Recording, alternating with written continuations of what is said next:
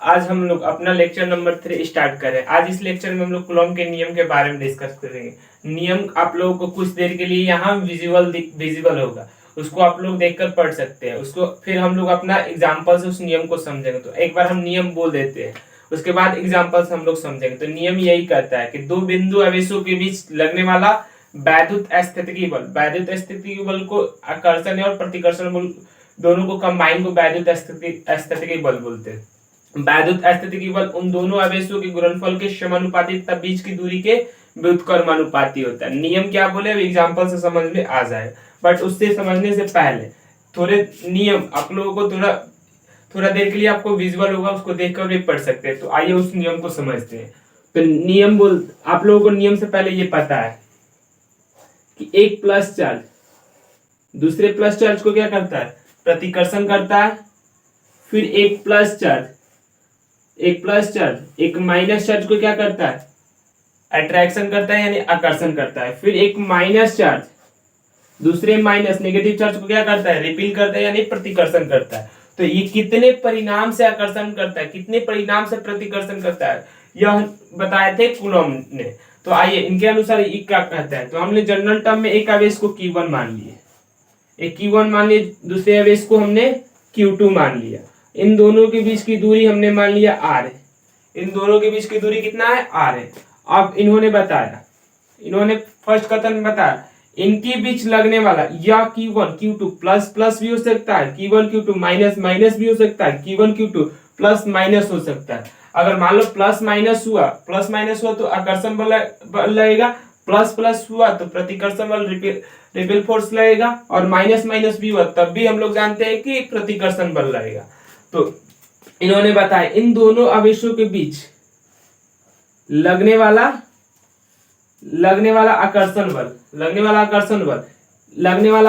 Equal नहीं होता है, समानुपाती होता है। किन इन दोनों आवेशों के गुणनफल के फर्स्ट स्टेप में इन्होंने बताया कि यह बल इन दोनों आवेशों के गुणनफल के समानुपाती होता है। फर्स्ट स्टेप में ये बताया। और सेकेंड स्टेप में इन्होंने बताया इनके बीच की दूरी यहां हम लोग कंसीडर किए R, इनके बीच की दूरी के वर्ग के व्युत्क्रमानुपाती होता है। इनवर्सली प्रोपोर्शनल होता है या डायरेक्टली प्रोपोर्शनल होता है। सेकेंड कथन में इन्होंने बताया। और थर्ड स्टेप में इन्होंने क्या किया, इन दोनों कथनों को कंबाइन कर दिया। कंबाइन करके लिखे समानुपाती इक्वल नहीं, समानुपाती का symbol Q1 Q2 by R square combine करके लिख दिया। फिर फोर्थ स्टेप में इस समानुपाती को सिंबल को हटाया। फोर्थ स्टेप में इन्होंने इस समानुपाती सिंबल को हटाया और यहाँ एक कांस्टेंट K को इंट्रोड्यूस किया। अभी इसका नाम बताते हैं Q1 Q2 by R square. और इन्होंने एक फाइनल फार्मूला बना दिया। इस फार्मूला की सहायता से प्लस प्लस चार्ज के बीच प्रतिकर्षण बल निकाल सकते हैं, माइनस माइनस चार्ज के बीच प्रतिकर्षण बल निकाल सकते हैं, प्लस माइनस के बीच आकर्षण बल इजिली फाइंड आउट कर सकते हैं। तो इन्होंने इस K का नाम बताया, इन्होंने इलेक्ट्रोस्टैटिक्स कांस्टेंट, वैद्युत स्थितिकी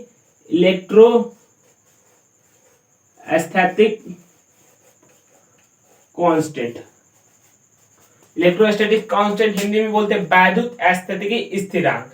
और इन्होंने इस K का फॉर्मूला भी बताया। K का फॉर्मूला बताया 1/4 पाई एप्सिलॉन नॉट। और इसका इन्होंने न्यूमेरिकल वैल्यू बताया 9 × 10⁹। और यहां से इसका यूनिट डिफाइन कर सकते हैं कि को एक साइड रखेंगे और साई को एक साइड भेज देंगे तो F R स्क्वायर और Q चला जाएगा नीचे। तो F का यूनिट न्यूटन, R का यूनिट मीटर स्क्वायर और C का कूलॉम का यूनिट आवेश का यूनिट कूलॉम स्क्वायर। तो ये इसका यूनिट हुआ। और यहाँ से इसकी बीमा भी फाइंड आउट कर सकते हैं। अगर आप लोगों को बीमा ज्ञात करना नहीं आता तो आप लोग कमेंट कर सकते हैं। बीमा एक सेपरेट वीडियो में बनाकर डाल दिया जाएगा। एक सेकंड देख लेते हैं वीडियो। ओके सही क्लियर हुआ।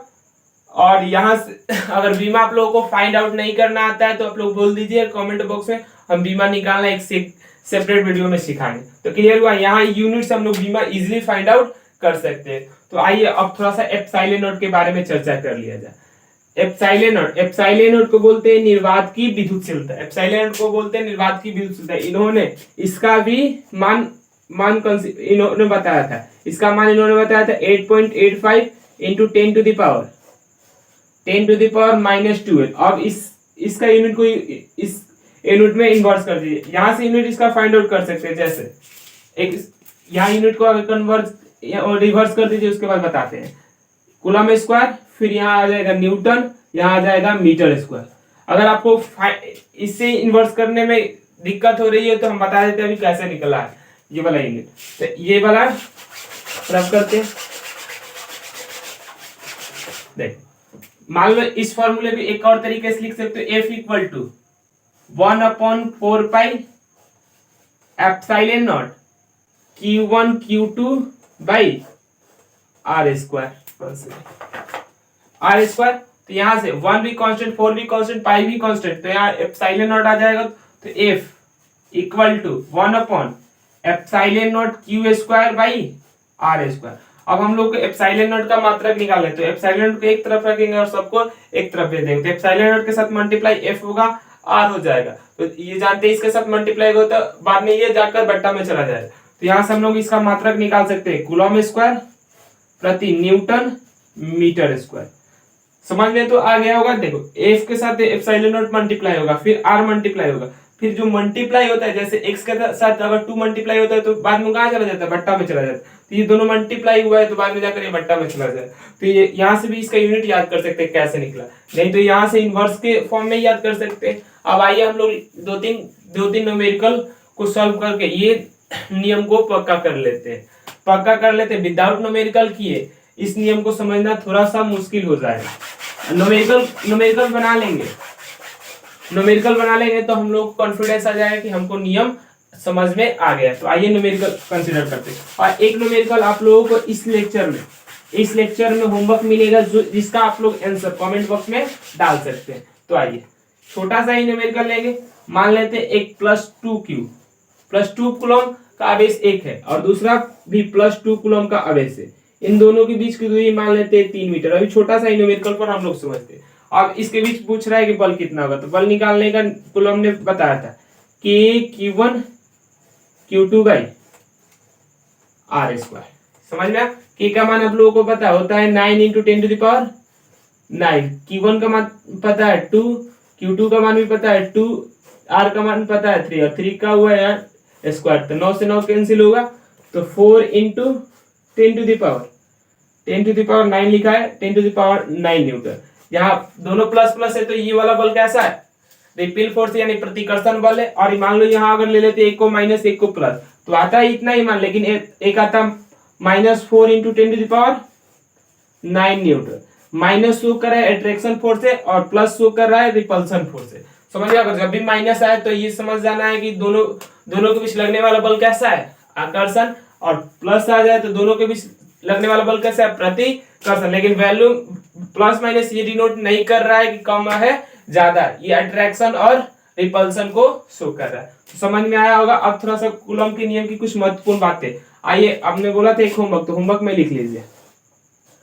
+3 कूलम का एक आवेश है, फिर दूसरा भी +3 कूलम का आवेश है और इनके बीच की दूरी कितना होगा, 3 मीटर। तो बताइए बल का मान कितना होगा। ये आप लोग कमेंट बॉक्स में, इजी सा है, कमेंट बॉक्स में इसका आंसर दे सकते हैं।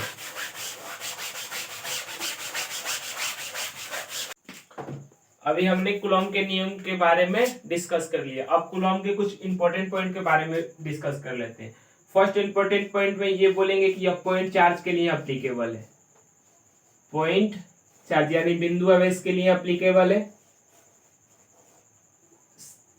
सेकंड बोलेंगे इसको बोल सकते हैं कि यह संरक्षी बल है, कंजर्वेटिव फोर्स है, संरक्षी बल है। और थर्ड में बोलेंगे या केंद्रीय बल है। थर्ड में केंद्रीय बल, सेंट्रल फोर्स है, केंद्रीय बल है। ये तीनों इसका इंपॉर्टेंट पॉइंट है। फर्स्ट बोलेंगे पॉइंट चार्ज के लिए एप्लीकेबल है, सेकंड ये संरक्षी बल है और थर्ड में बोलेंगे या केंद्रीय बल है, सेंट्रल फोर्स है। ये इसका इंपॉर्टेंट पॉइंट है। जब भी अगर पॉइंट चार्ज नहीं होगा तो कूलम का नियम एप्लीकेबल नहीं होगा। अगर आएगा संरक्षी बल है कि असंरक्षी बल है, संरक्षी बल का यही तात्पर्य होता है तात्पर्य होता है कि यह पाथ पर निर्भर नहीं करता। और सेंट्रल फोर्स का मतलब होता है, जैसे मान लेते कंसीडर कर लीजिए ये Q1 चार्ज है और ये हमारा Q2 चार्ज है। दो चार्ज को कंसीडर के लिए कोई बच्चे को मन करेगा यहाँ सेंटर को और इसके सरफेस को ज्वाइन कर ले, बट ये वाला सही नहीं है। ज्वाइन कभी भी कहां से होगा, सेंटर से सेंटर के बीच होगा, ना कि इसके सरफेस और सेंटर के बीच होगा। ऐसा नहीं होता, केंद्रीय बल है तो सेंटर से सेंटर के बीच बल लगेगा। क्लियर हुआ। पॉइंट चार्ज का मतलब होता है कि एक चार्ज होना चाहिए, एक सतत आवेश नहीं होना चाहिए। अगर सतत आवेश होगा तो उस पे क्या करेंगे, स्लिप के फॉर्म में काट लेंगे। अभी सतत आवेश के बारे में आपको ज्यादा जानकारी नहीं होगा, जैसे जैसे आगे मूव करेंगे सतत आवेश के बारे में जानकारी होता चला जाएगा। तो इंपॉर्टेंट पॉइंट को याद रखिएगा।